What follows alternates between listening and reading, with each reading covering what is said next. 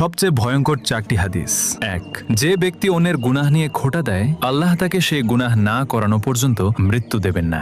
2. রাসূল সাল্লাল্লাহু আলাইহি সাল্লাম বলেছেন, মৃত্যুর পর তোমাদের মাথা পাথর দিয়ে ভাঙা হবে। যারা ফজরের নামাজ না পড়েই ঘুমিয়েছিল এবং যারা কুরআন গ্রহণ করে তা ছেড়ে দিয়েছে। 3. আল্লাহ তাআলা বলেন, তোমরা সেই দিনকে ভয় করো যেদিন তোমাদের মুখে তালা লাগিয়ে দেওয়া হবে আর তোমাদের হাত পা তোমাদের কৃতকর্মের সাক্ষ্য দেবে। 4. আল্লাহ তাআলা বলেন, আমি ইচ্ছে করলে সবাইকে হেদায়েত দান করতে পারতাম, কিন্তু আমার এই কথা অবশ্যই সত্য যে আমি মানুষ এবং জিন দ্বারা জাহান্নাম পূর্ণ করব। রাসূল সাল্লাল্লাহু আলাইহি সাল্লাম বলেছেন, আল্লাহ ওই ব্যক্তির চেহারা উজ্জ্বল করে দেন যে আমার কোনো হাদিস শুনেছে অতঃপর তা অন্যের কাছে পৌঁছে দিয়েছে। নিয়মিত ইসলামিক ভিডিও পেতে হালাল বাণী ইউটিউব চ্যানেলটি সাবস্ক্রাইব করে দিন।